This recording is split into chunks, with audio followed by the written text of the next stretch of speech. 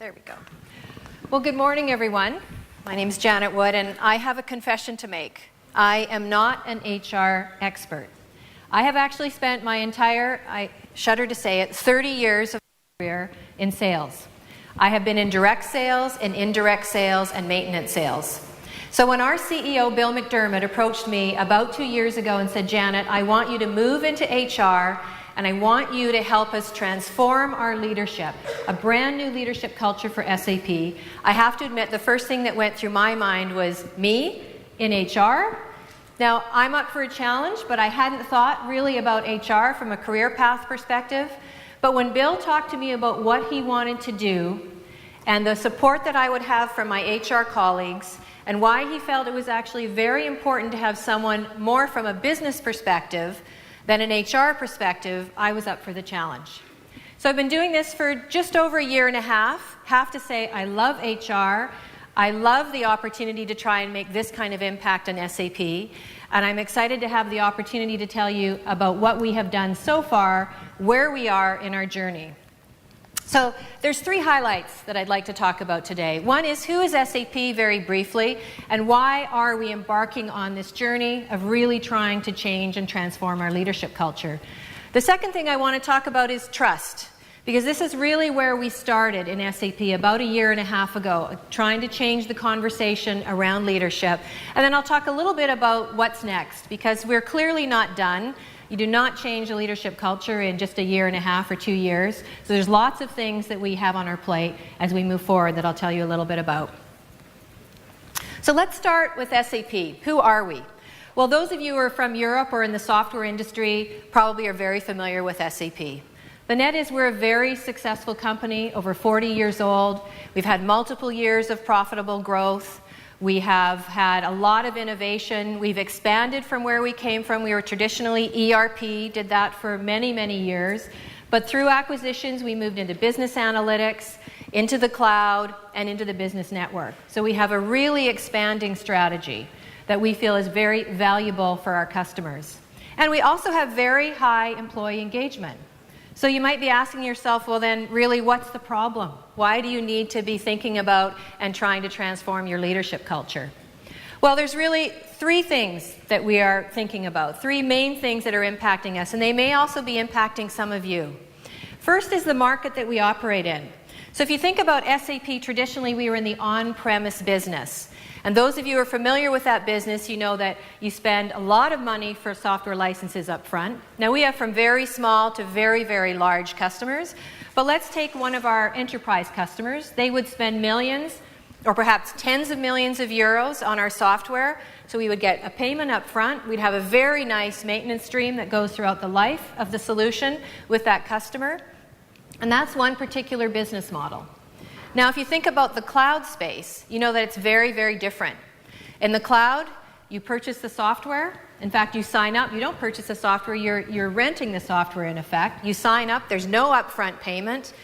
And you're live within 6 weeks, perhaps, not 1 or 2 years. Some of our customers with sometimes even more. I just met somebody who said that took about 3 years for their implementation to go live.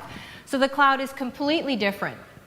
So if we think about it, that's changed our go-to-market strategy. That's changed our innovation cycle, the way we support customers, the way we think about customer satisfaction. I mean, customer satisfaction has always been important, but in the cloud, it's now mission critical. You no longer, or you could not think of calling up a customer 2 years and 9 months after they've acquired the software and saying, so, it's about to be renewed in 3 months. How's it going? Do you like the software? No, we need to be engaged from the moment that that customer has acquired our software. We need to find out, are they using the features? Is it meeting their expectations? Are there other places in their organization they could be using our solution? Because if you think about it, since we're not getting a big payment up front, the real revenue growth and the profitability comes over time in a cloud market. So Net Promoter Score is king. Net Promoter Scores determine whether the customer is happy with your solution and adds to it and renews it or not.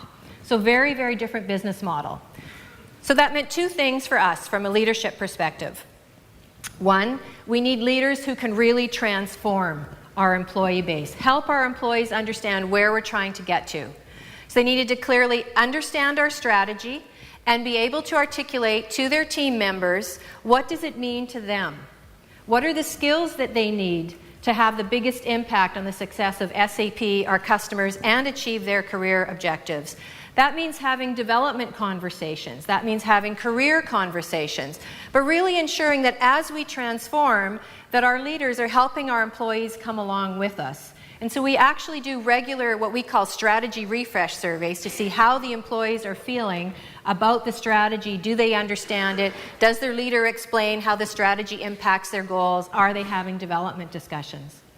And then the other thing is just in that cloud environment, we need leaders who are really agile, who are comfortable with volatility and uncertainty and ambiguity, who are real change leaders.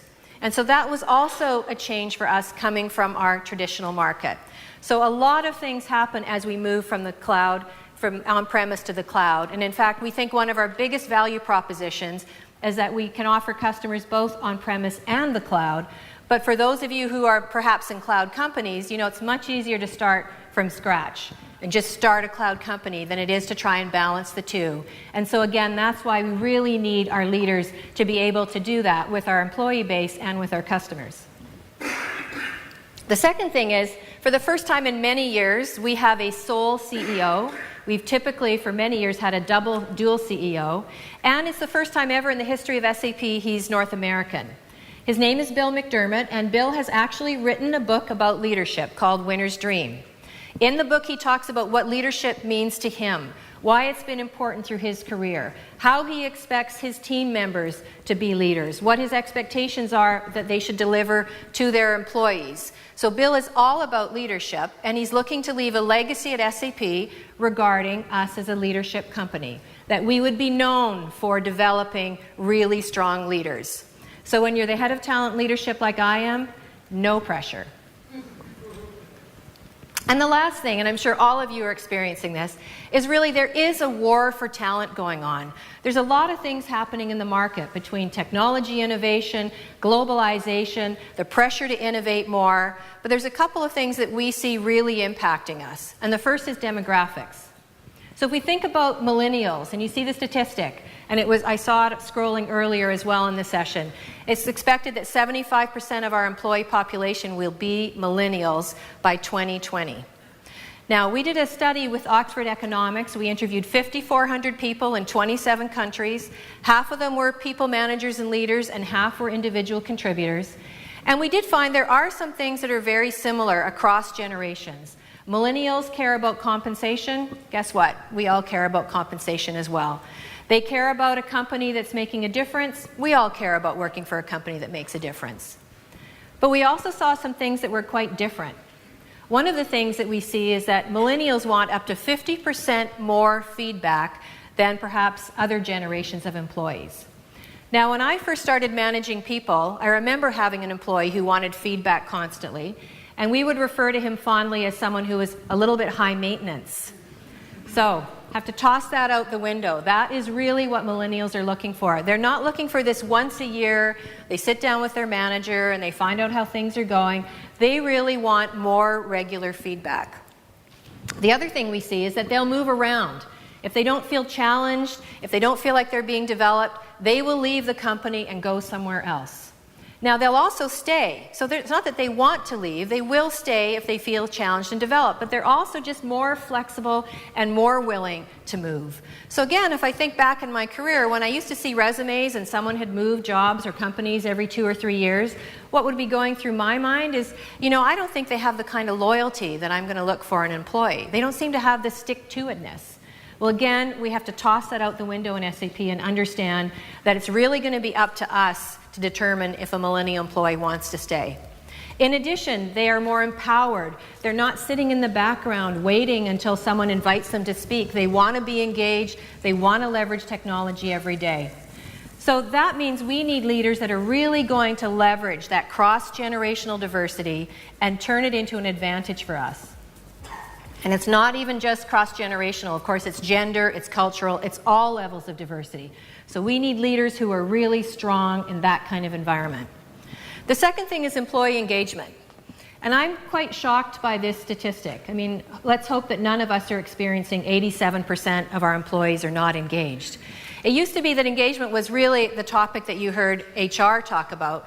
Now we're hearing about it throughout the business.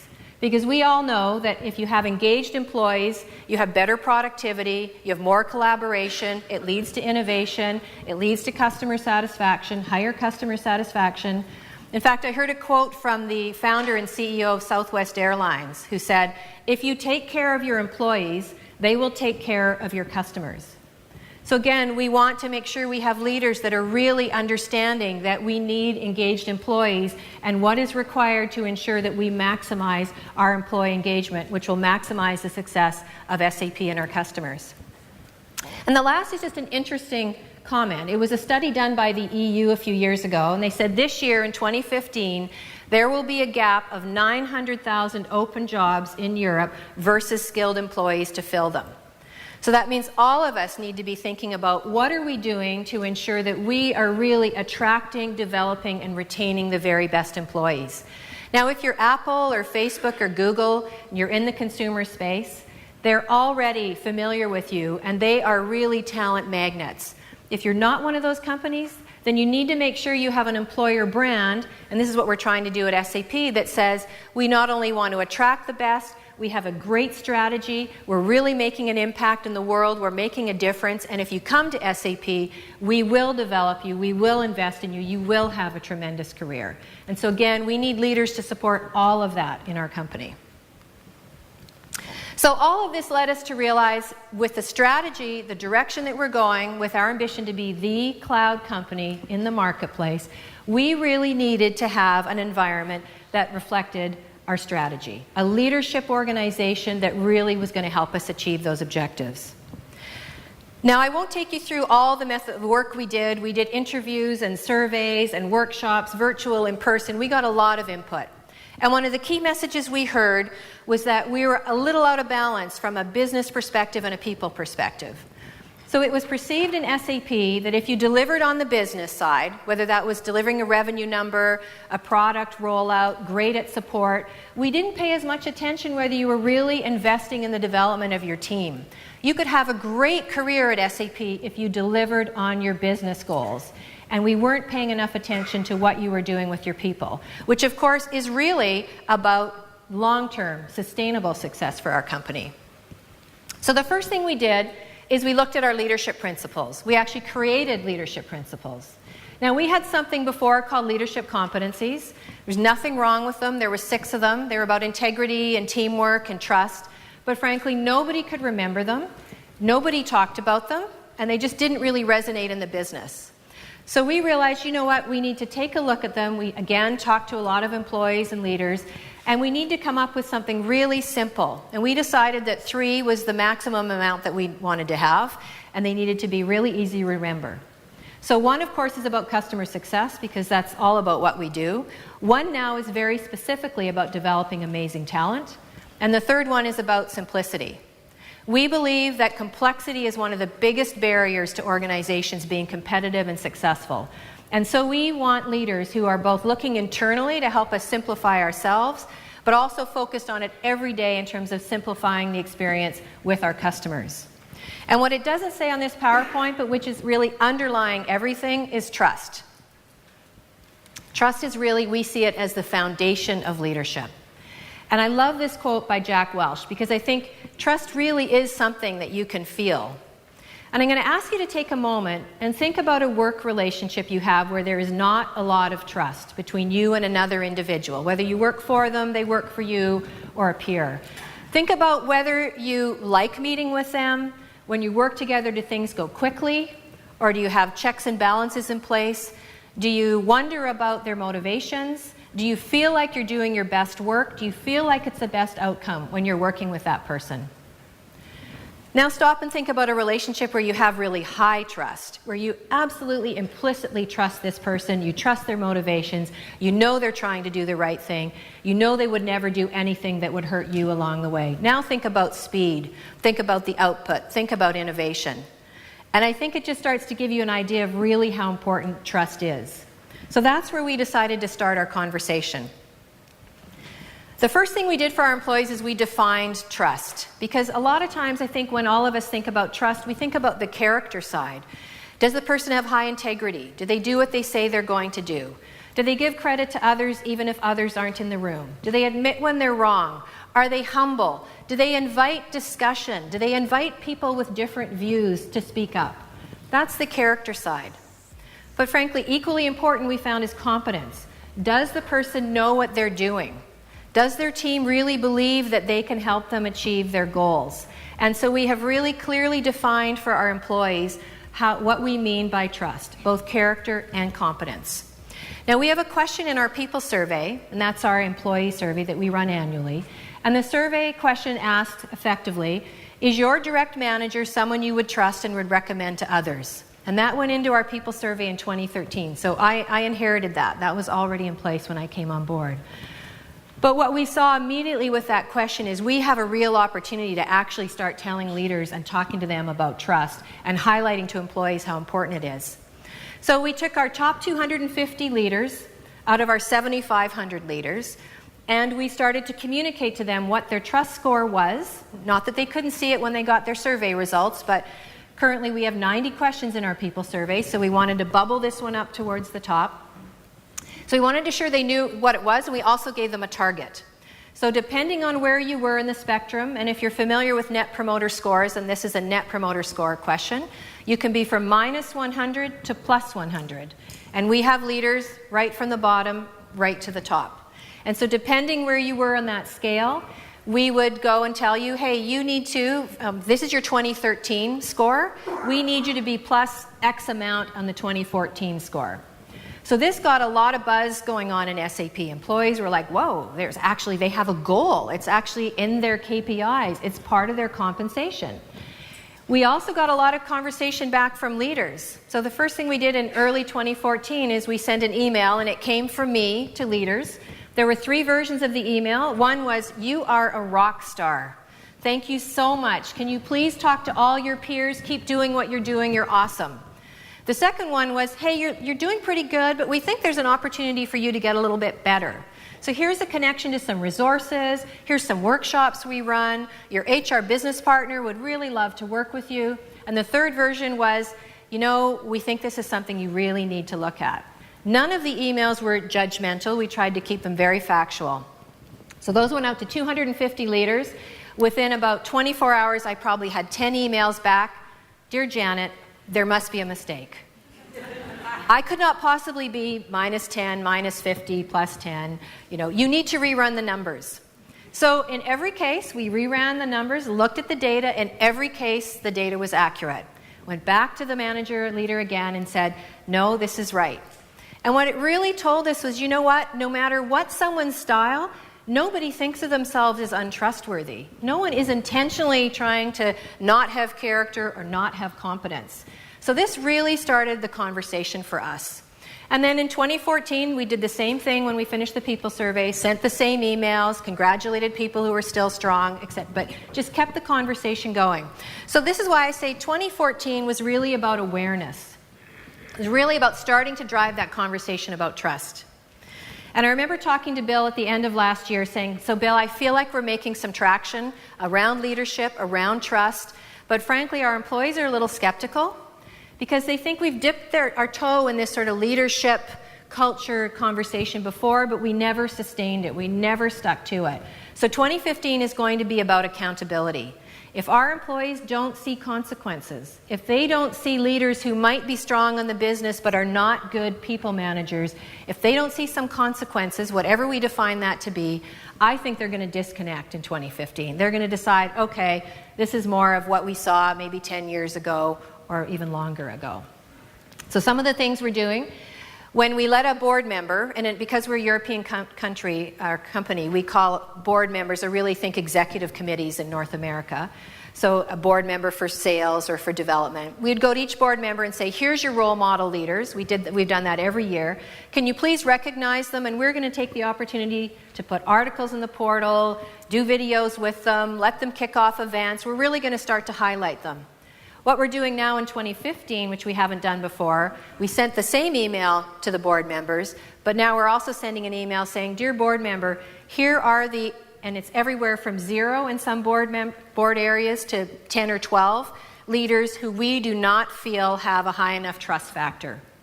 And so we're going to look again at the end of 2015, and if it doesn't improve, we would recommend that they be removed from a people leadership position.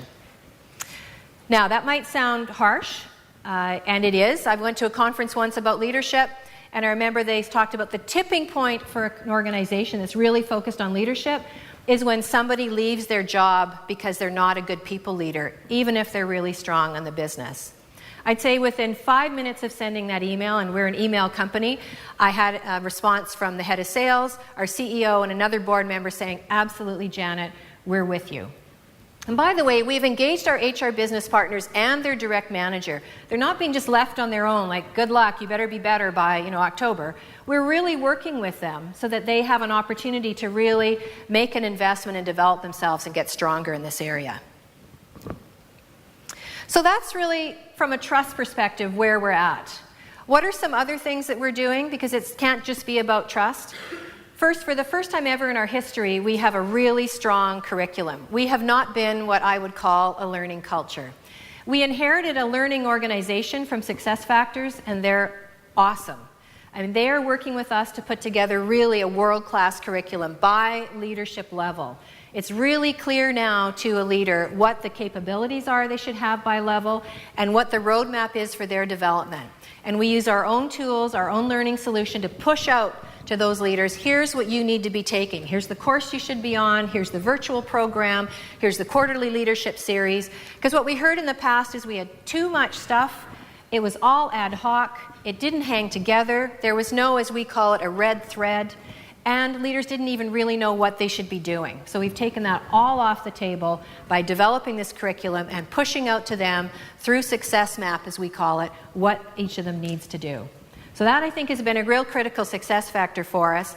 But at the same time, the curriculum's not enough. I mean, you need the expectations, you need the culture side as well.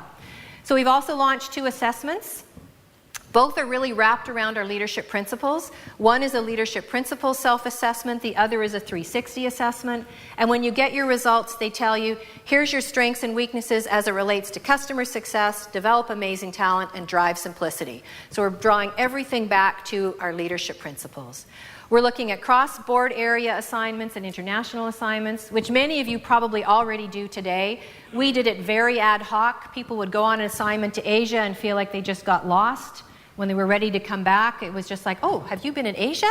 Gosh, okay, well, we'll give you a job exactly like you had when you left 3 years ago, because we don't really think you've probably developed much over there. So we're really trying to change that. I personally am interviewing every one of our top 250 leaders who leaves SAP so that I really understand what did they like, what wasn't working, what could we do better to drive more effective leadership and keep the great leaders that we have. Because, by the way, it's never been an issue of not having a lot of great leaders. We have a lot of great leaders, but what we had was no consistent leadership culture and no consistent expectations. So the other thing we're doing is we're really clear about our expectations and giving back. It's not just about the business, it's about your people. You should be a mentor, a sponsor, an onboarding buddy. You should actively and visibly participate in our people weeks. We're setting very clear expectations for them. So it's a journey. I think there's been some critical success factors for us so far. One is we have had really true board support.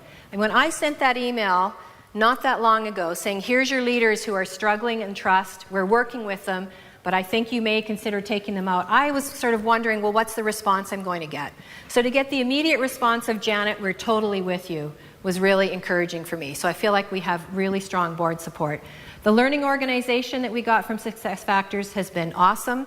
We also centralized our leadership budget, because we were seeing expenses being a big roadblock, a big barrier. If you're not a learning culture, people will always hide behind, I can't afford to go to that course.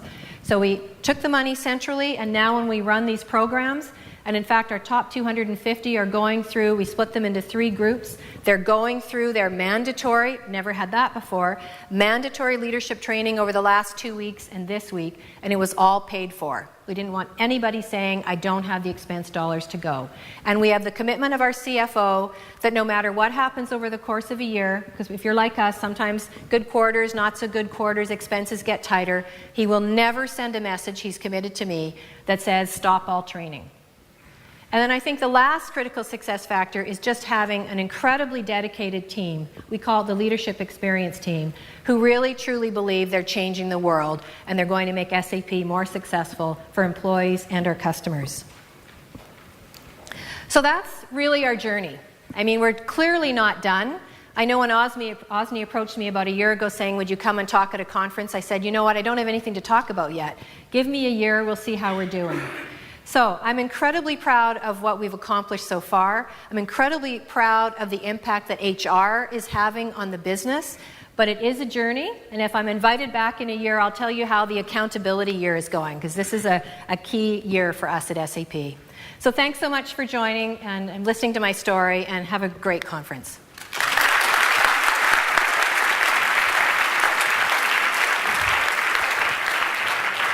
So I think we have a few minutes for some questions. Janet, are you okay? Sure. So any immediate reactions to the trust index? So leadership development with a little bit of teeth, a little bit of a hard edge to it. Anybody else doing something similar? Any thoughts? Yes, there's a gentleman here.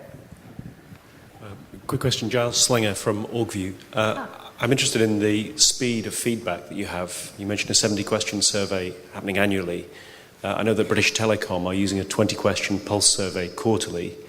Orange France used a monthly survey of 5 questions to team leaders about how well they were being supported. And eBay Germany is now using a daily question, once a day, one question every day for all employees, just to hit a button as they exit the office at the end of the day. So I wondered if the cycle time that you're working to is sufficiently fast to give you operational feedback about employee engagement, and whether you consider going to a faster cycle. It's a great question. We have looked at it. In fact, we're in the process of revamping our people survey to get it from 90 questions down to 50 questions, because we just need to really modernize it, streamline it, and again, make it more appropriate for where we are now as a company. So as part of that process, we looked at, should we do it more often? Should we do it quarterly? And actually, what we call the Organization Insight Team also reports to me. And we've determined that we're going to leave it annually for now. There's definitely pros and cons to both. One of the things we're doing in addition to our people survey is we do have this, what we call the strategy refresh survey every 4 months. And it does ask employees, do you understand the strategy? Has your manager connected to your goals? Do you know what you personally need to do to support the strategy? And also there's a couple of questions about the leadership principles. Is your manager leading the leadership principles? Are they a role model? Do you believe they're driving simplicity, developing you? So we feel like we're getting a little bit of a pulse every 4 months through that survey, but for now we have decided to leave it annually. Any other questions? I've got time for one more. No? Okay, so thank you very much, Janet.